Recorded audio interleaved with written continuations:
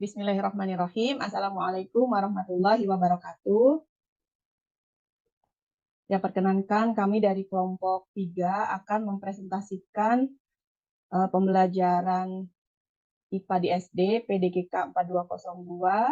Kemudian dosen pengampunya adalah Ibu Yeti Rusmiati. Nah, kelompok 3 akan mempresentasikan model 6 pembelajaran IPA terintegrasi. Yang akan mempresentasikan adalah saya sendiri, Astri, kemudian nanti ada Bu Dwi, Bu Marisa, dan Bu Yuliana. Ya, untuk pembelajaran IPA terintegrasi ada tujuan umum dan tujuan khusus. Untuk tujuan umumnya sendiri adalah dapat menggunakan model pembelajaran terintegrasi pada pembelajaran IPA di SD. Kemudian tujuan khususnya menjelaskan pengertian, tujuan, dan prinsip pembelajaran IPA terintegrasi, lalu menjelaskan kelebihan dan keterbatasannya, kemudian mengembangkan contoh pembelajaran terintegrasi, lalu menganalisis materi sains yang dapat diintegrasikan dengan bidang lain.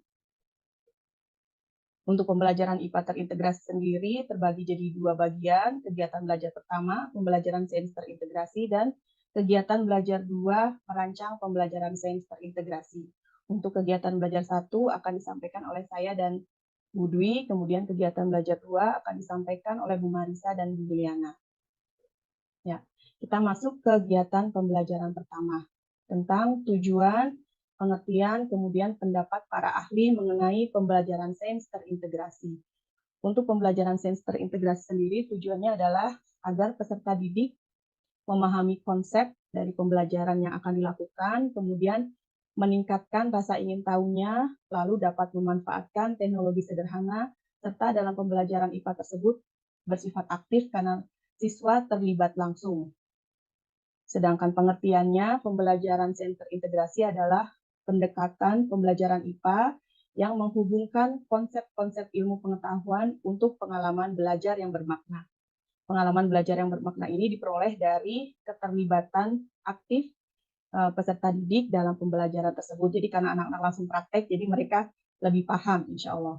Dan menurut pendapat para ahli, jadi pengertian pembelajaran IPA itu didukung oleh pendapat para ahli dari Miller, McDonald, Peter, sama Robert Fogarty. Ya. Kemudian karakteristik, keunggulan, dan kelemahan dari pembelajaran IPA yang terpadu. Karakteristiknya adalah pembelajaran IPA terpadu itu holistik atau menyeluruh, melibatkan peserta didik. Peserta didik akan langsung aktif melakukan kegiatan, jadi mereka mengalami langsung. Kemudian pemisahan topik tidak jelas, jadi karena dihubungkan dengan kegiatan sehari-hari. Kalau kegiatan sehari-hari kan tidak melihat itu mata pelajaran IPA, bahasa Indonesia, matematika, tapi langsung holistik menyeluruh. Jadi dianggap, jadi anak-anak langsung merasakan apa yang mereka ketahui dari kesehariannya. Kemudian konsepnya beragam topik dan sesuai dengan minat atau kebutuhan peserta didik.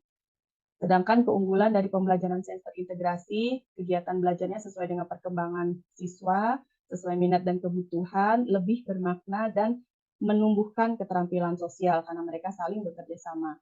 Sedangkan kelemahannya sendiri untuk mengevaluasinya masih sulit karena tidak jelas pemisahan topiknya, kemudian kemampuan dan keterampilan kurang efektif berkembang, maksudnya karena ada beragam jadi tidak fokus ke satu titik. Lalu kebermaknaannya sendiri tergantung dari kefasihan atau kemampuan dari guru. Kita akan melanjutkan, yang berikutnya adalah, nah ini adalah model-model pembelajaran terpadu. Dalam satu disiplin ilmu ada fragmented, connected, dan nest. Kemudian antar disiplin ilmu ada sequence, shared, web, student, integrated. Kemudian lintas lingkup pembelajar ada immerse, network. Ini sesuai yang ada di buku Robert Fogarty berjudul How to Integrate the Curricula. Ini adalah contohnya. Nah, ini bentuk-bentuk model pembelajaran yang tadi sudah disebutkan. Model pertama, kedua, dan ketiga. Itu mungkin dari saya. Oh ya, kemudian pembelajaran terpadu sendiri secara garis besar dibagi dua, ada intradisiplin ilmu dan interdisiplin ilmu. Kalau intradisiplin ilmu itu topik dan konsepnya dalam satu rumpun, sedangkan interdisiplin ilmu topik konsepnya itu berbagai disiplin ilmu. Ya, baik, untuk selanjutnya oleh Bu Dwi, mangga Bu Dwi. Baik, terima kasih Bu Astri. Saya akan menjelaskan tentang tahap dalam pembelajaran intradisiplin ilmu. Ini contohnya kita mengambil topik air. Yang pertama-tama adalah dalam pembelajaran di kelas ini perlu diungkap pertamanya adalah tentang sifat-sifat air. Nah, bagi siswa SD, air itu bukan sesuatu yang asing untuk mereka. Kita harus menggali dulu apa sih contoh manfaat air bagi mereka. Kemudian setelah kita tahu manfaat air yang kita ambil dari anak-anak, kemudian kita juga harus menanyakan kepada mereka sifat-sifat air. Misalnya contohnya adalah sifat air yang menyerupai wadah yang ditempatinya. Kalau misalnya air disimpan di dalam ember, pasti bentuknya seperti ember. Kemudian yang kedua, itu kita bisa berpindah kemudian menjadi wujud zat air. Itu dihubungkan ke ilmu fisika atau ilmu kimia. Kita bisa mengajukan beberapa pertanyaan seperti misalnya, apa sih yang terjadi apabila es itu dibiarkan di udara yang terbuka? Kemudian apa yang terjadi bila air yang dipanaskan seperti itu. Itu masih dalam topik air. Kemudian yang ketiga, kita bisa berpindah pada topik yang lebih luas lagi, misalnya dengan manfaat air. Misalnya kita bisa memancing stimulasi anak-anak untuk menjawab, pernahkah kalian mengetahui manfaat air selain untuk minum atau untuk kebutuhan rumah tangga? Kemudian kita pancing lagi, apakah mereka pernah naik perahu atau naik kapal laut? Nah, sebagian besar pasti akan menjawab iya. Nah, kalau misalnya sudah iya, ada juga sebagian yang tidak, yang menjawab tidak. Nah, ini bukan masalah. Jadi kita kumpulkan beberapa pertanyaan dan jawaban dari anak-anak. Kemudian apakah kalian mengetahui manfaat lain dari air?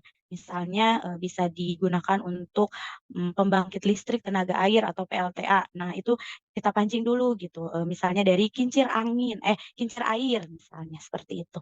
Apa manfaat dari kincir air sih? Beri contohnya gitu. Kita memancing kreativitas siswa untuk menceritakan pengalaman siswa sehari-hari. Kemudian yang keempat, kita juga bisa mengkaitkan topik air ini sebagai topik utama dengan pertumbuhan organisme dalam biologi misalnya, atau misalnya dengan ilmu yang lain ini, rumus kimia air. Dalam pelajaran kimia, secara sederhana dapat disebutkan bahwa bahan-bahan kimia apa saja sih yang menjadi penyusun air. Air itu tersusun dari 2 atom hidrogen, H, dan 1 atom oksigen. Jadi rumus kimianya itu adalah H2O. Air dapat melarutkan bermacam-macam zat seperti gula, garam, tanah, dan sebagainya. Sehingga air disebut sebagai pelarut universal. Boleh dilanjut, Bu Astrid? Nah, ini lebih lengkapnya lagi dari tahapannya tadi. Sudah ya, misalnya kita mengambil topik yang besar itu adalah topiknya air. Yang pertama kita dari hal yang sederhana dulu, yang ada di kehidupan sehari-hari siswa, seperti sifat air. Kemudian di tahapan yang kedua itu wujud air. Yang tadi pertanyaannya, apa yang terjadi jika es dibiarkan pada udara yang terbuka? Kemudian kita pancing dengan manfaat air bagi kehidupan, selain di kehidupan sehari-hari, juga di lingkungan sekitarnya, seperti itu. Kemudian yang keempat itu ada pertumbuhan organisme yang kita ambil misalnya dari ilmu kimia seperti itu. Boleh lanjut, Bu Astrid? Nah, ini selain dari ilmu yang tadi, intradisiplin juga dapat dikembangkan lagi dengan mengaplikasikan air dengan berbagai bidang yang lain. Contohnya adalah di bidang ekonomi, matematika, dan ilmu sosial. Contohnya misalnya di bidang ekonomi. Tentang air masih ya kita mengambil topiknya. Jadi ada misalnya kecenderungan orang-orang di perkotaan itu kesulitan air bersih sehingga mereka diharuskan membeli air bersih di kota besar. Jadi di sini air itu memiliki nilai ekonomi yang tinggi seperti itu. Kemudian dari segi ilmu matematikanya, kita dapat menghitung berapa biaya yang harus dikeluarkan setiap bulan untuk membayar pemakaian air bersih. Nah, kalau kita tahu ya kalau misalnya air bersih di perkotaan itu didapat dari PAM atau perusahaan air minum. Seperti itu. Kemudian kita sambungan lagi, kita hubungkan lagi dari ilmu sosialnya. Jadi dari tadi dampak adanya pembangunan perusahaan air minum itu terhadap kehidupan masyarakat. Seperti itu. Boleh lanjut, Bu Astrid?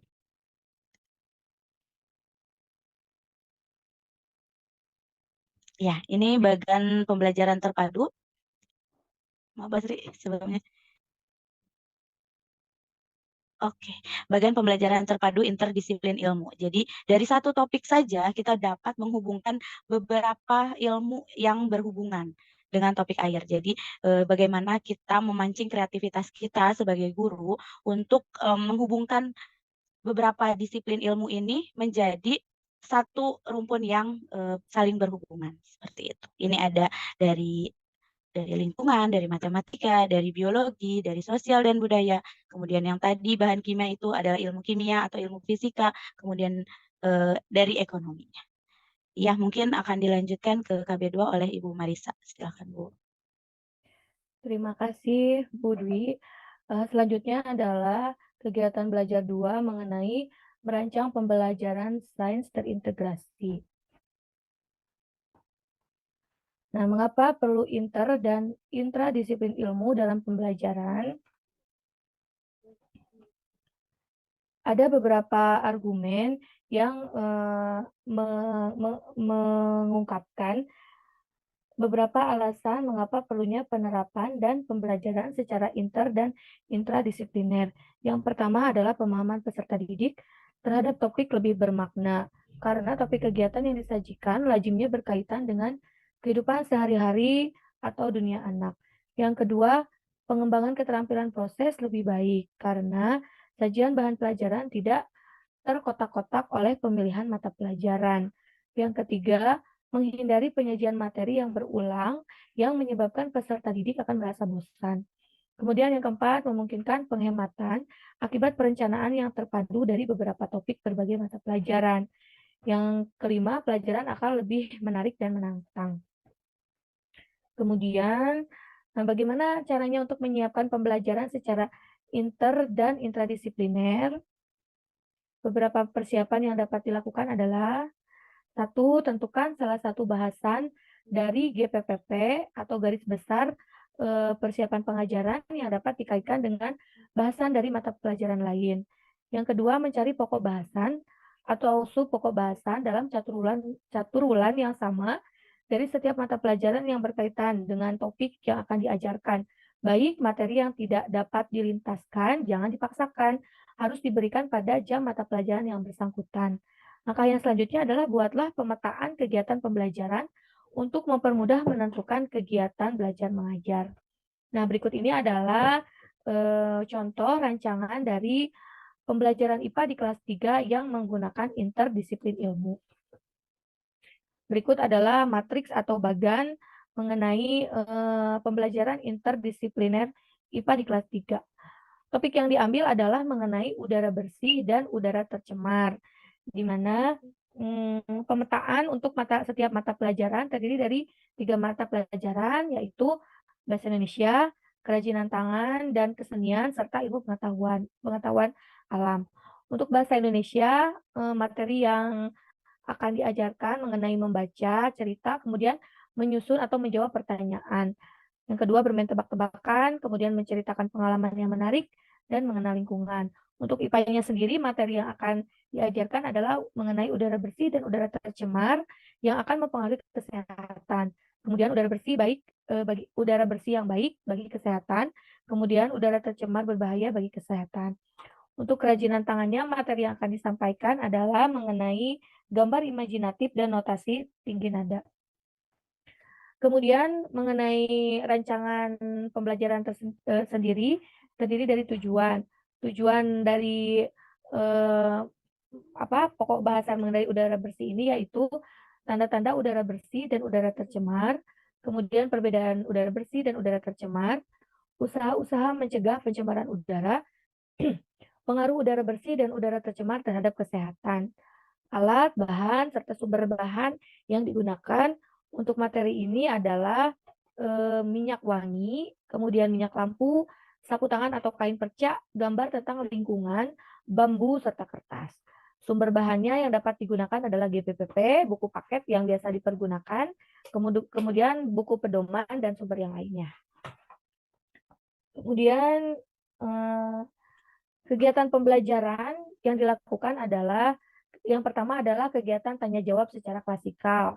Contohnya, sebelum memulai pembelajaran, persepsi dulu terhadap peserta didik dapat ditanyakan mengenai untuk apa kita bernapas, kemudian apa yang kita hirup waktu bernapas, udara yang bagaimana yang baik untuk bernapas, apakah udara di sekitar kita bersih, mengapa, mengapa bernafas melalui hidung lebih baik daripada melalui mulut. Kemudian setelah melakukan apersepsi, kita dapat menguji kemampuan. Karena ini berkaitan dengan udara, maka indera yang digunakan adalah indera penciuman. Di mana pengujian dilakukan dengan menggunakan 2 lembar kain perca yang diletakkan agak berjauhan, di mana salah satu ditetesi minyak wangi dan yang lainnya ditetesi minyak lampu. Kemudian peserta didik diminta untuk membandingkan perbedaan apa yang mereka cium mengenai 2 benda tersebut. Langkah yang selanjutnya adalah pengamatan langsung. Pengamatan langsung dapat dilakukan melalui dua gambar yang berbeda yang telah disajikan, di mana di dalam modul pembelajaran IPA di SD di halaman 6.17 contohnya disajikan ada 2 gambar mengenai lingkungan yang memiliki udara yang segar dan udara yang tidak segar. Di sana peserta didik diminta untuk memperhatikan atau mengamati langsung apakah perbedaan di kedua gambar tersebut. Selanjutnya, langkah yang selanjutnya setelah pengamatan langsung, peserta didik diminta untuk menggambar tempat yang berudara bersih dan udara tercemar secara berkelompok. Jadi, secara berkelompok, peserta didik diminta untuk membuat 2 gambar, yaitu gambar tempat yang berudara bersih dan tempat yang berudara kotor. Untuk selanjutnya, peserta didik menceritakan kedua gambar tersebut untuk dibandingkan, di mana gambar tersebut dijadikan sebagai buku cerita bergambar. Untuk selanjutnya, dipersilakan kepada Ibu Yuliana. Ya, makasih Bu Ica. Yang selanjutnya adalah mengenai bermain peragaan. Di dalam bermain peragaan itu ada beberapa yang dibutuhkan, yaitu mengenai alat permainannya. Dalam alat permainannya yang dibutuhkan mengenai kartu bertuliskan tentang penyebab udara Bu bersih Ana, dan sepertinya udara speakernya belum hidup ya? Oh, belum ya? Udah Bu, Sudah, jelas Bu? Bu saya. Oh ya. Kemudian saya lanjutkan untuk bermain peragaan Bu ini. Yuli, boleh dari dibutuhkan awal alat. nggak apa-apa Bu, nanti dipotong, di-cut. Nah, Oke, dari ya Bu. peragaan. Siap. Selanjutnya yaitu mengenai bermain peragaan. Nah, dalam bermain peragaan yang dibutuhkan adalah mengenai alat permainannya. Dalam alat permainan apa saja sih yang dibutuhkan? Yang pertama yaitu kartu. Kartu yang bertuliskan mengenai penyebab udara bersih dan udara tercemar. Kemudian nomor untuk undian. Lalu yang dibutuhkan lagi adalah karton tebal atau triplex. Setelah itu, adapun cara bermain peragaan adalah pemain mengambil nomor pada kantong nomor dengan mata terpejam. Lalu pemain memperagakan apa yang tertuliskan pada kartu sesuai dengan nomor yang dipegangnya. Selanjutnya, pemain yang tidak mampu memperagakan diberi hukuman, misalnya bernyanyi, ataupun dengan hal hukuman yang lain, tetapi masih dalam tahap ringan. Pada kesempatan ini, guru juga mengajarkan dan mempraktekkan notasi tinggi nada pada saat seumpamanya pemain yang tidak mampu memperagakan ini dihukum menyanyi. Selanjutnya, diskusi kelompok. Dalam diskusi kelompok ini, ditanyakan mengapa udara di kota-kota besar tercemar, lalu hasilnya dipajang di papan tulis untuk didiskusikan secara klasial. Kemudian hasil diskusi ini dicatat oleh masing-masing anak. Untuk contohnya, bisa kita lihat di modul 6.19. Selanjutnya, Ibu. Selanjutnya yaitu membuat clipping. Setiap anak dianjurkan untuk mencari berita tentang lingkungan dari majalah atau surat kabar yang tidak terpakai. Kemudian ditempelkan pada karton dan dijadikan buku zigzag. Selanjutnya, Ibu. Lalu kita bisa bermain tebakan. Dalam bermain tebakan ini, alat permain yang dibutuhkan yaitu kelompok anak laki-laki menuliskan perbuatan-perbuatan yang mencemparkan udara pada potongan-potongan kertas. Kemudian, kelompok anak perempuan menuliskan usaha-usaha mencegah pencemaran udara. Lalu, karton yang sudah ditulis itu ditempelkan ke papan tulis. Adapun cara bermainnya yaitu anak laki-laki menempelkan salah satu potongan kertasnya. Kemudian anak perempuan menempelkan pasangannya di sebelah kanan. Anak perempuan menempelkan kertasnya dan anak laki-laki menempelkan pasangannya di sebelah kiri. Demikian seterusnya hingga selesai. Bagaimana kalau belum ada pasangannya? kita sebagai guru dapat melakukan kegiatan yang menunjang mencapai tujuan belajar yang belum tercapai atau tergarap. Kemudian, pengaruh udara bersih dan udara tercemar terhadap kesehatan. Dalam hal ini yang bisa dilakukan yaitu melakukan tanya jawab secara klasial. Lalu menuliskan cerita tentang pengaruh udara bersih terhadap kesehatan. Hasil kerja anak dapat dikerjakan pada halaman berikutnya. Setelah itu ada tindak lanjut. Adapun tindak lanjutnya yaitu program yang perlu disiapkan. Yang pertama yaitu agar tidak ada waktu untuk kegiatan belajar yang terbuang. Kemudian membantu anak lamban dan memperkaya pengetahuan anak yang pintar. Lalu juga kita perlu menguatkan konsepnya. Contohnya yaitu seperti membuat karangan dengan judul mencegah pencemaran udara di tempat tinggalku. Lalu bisa juga mengadakan lomba mengarang dengan judul menciptakan lingkungan sekolah yang sehat. Kemudian melakukan permainan seperti contoh-contoh di atas. Pengalaman anak dapat dilaporkan secara tertulis dalam bentuk surat ataupun karangan. Selanjutnya, Ibu. C adalah permainan kartu gambar. Permainan ini bertujuan untuk menanamkan pengetahuan tentang udara bersih dan udara tercemar. Permainan dilakukan berpasangan atau berkelompok 4 anak. Alat permainannya adalah kartu-kartu yang bergambar keadaan lingkungan yang udaranya bersih dan udaranya tercemar. Kartu bisa dibuat oleh guru ataupun murid. Dalam permainan kartu bergambar, aturan bermainnya adalah yang pertama, dilakukan secara berpasangan atau berkelompok. Kemudian yang kedua, kartu dikocok terlebih dahulu, kemudian dibagikan rata kepada setiap murid. Yang ketiga, pengocokan menjatuhkan sebuah kartunya terlebih dahulu. Lalu yang keempat, disusul permainan berurutan. Lalu yang kelima, seterusnya dilakukan secara bergantian sampai kartu yang dipegangnya habis. Adapun catatannya dalam permainan kartu bergambar adalah sebelum bermain, anak-anak dapat merundingkan dulu aturan dalam permainan. Hal ini agar permainan dapat berjalan dengan lancar. Selanjutnya, Ibu. Contoh pembelajaran IPA SD di kelas 5. Contoh pembelajaran terpadu intrakurikuler dengan topik listrik. Tahap-tahap pembelajarannya adalah sebagai berikut. Yang pertama, diungkap tentang pengertian listrik tentang sifat-sifatnya. Apa saja yang dapat dijadikan sebagai sumber listrik, serta meminta siswa untuk memberikan contoh-contoh alat apa saja yang dapat membangkitkan tenaga listrik. Kemudian, topik bisa berpindah mengambil cahaya contohnya dengan mengajukan beberapa pertanyaan seperti apakah manfaat listrik bagi kehidupan kita, lalu adakah alat-alat atau perabotan rumah tangga yang menggunakan listrik. Pertanyaan-pertanyaannya bisa diajukan dengan topik tadi yaitu cahaya.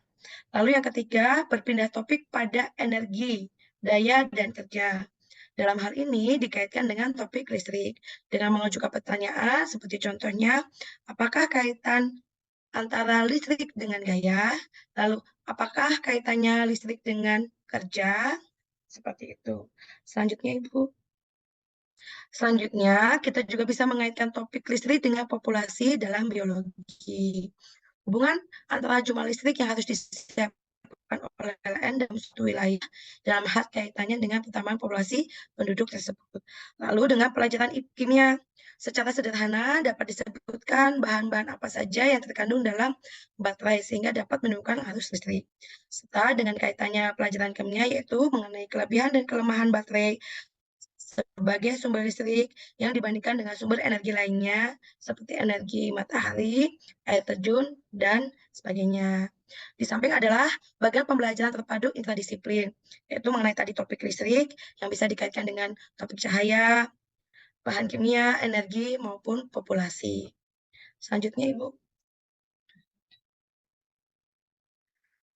Kalau tadi mengenai intradisiplin, sekarang kita akan belajar mengenai interdisiplin. Untuk pembelajaran interdisiplin ilmu adalah topik dapat digunakan sebagai topik utama. Langkah yang ditempuh kemudian dikembangkan dengan mengaplikasikan listrik dengan bidang matematika.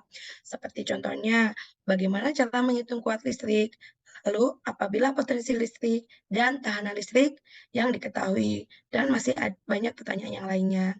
Bisa juga dikaitkan dengan bidang ilmu, misalnya seperti menghitung berapa besar biaya yang harus dikeluarkan pelanggan rumah dalam pemakaian listrik selama 1 bulan. Dengan ilmu sosial, seperti contohnya, apakah dampak dari berpasangannya listrik terhadap perubahan kehidupan sosial dan budaya?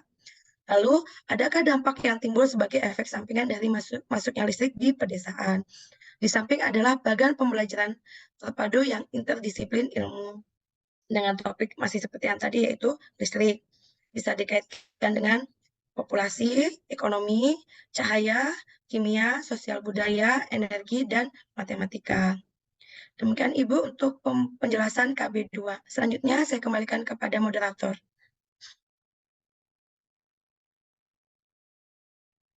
Ya baik, terima kasih banyak kepada Bu Marisa, Bu Dwi, dan Bu Iliana. Demikian presentasi dari kelompok 3 untuk modul 6 pembelajaran IPA terintegrasi. Semoga kita bisa menerapkannya ya, Ibu rekan-rekan semua. Kita bisa menerapkannya di kelas kita sehingga kelas kita menjadi lebih interaktif dan lebih bermakna. Kami dari kelompok 3 mohon maaf yang sebesar-besarnya jika ada kekurangan. Terima kasih banyak atas perhatiannya. Wassalamualaikum warahmatullahi wabarakatuh. Waalaikumsalam warahmatullahi wabarakatuh. Terima kasih.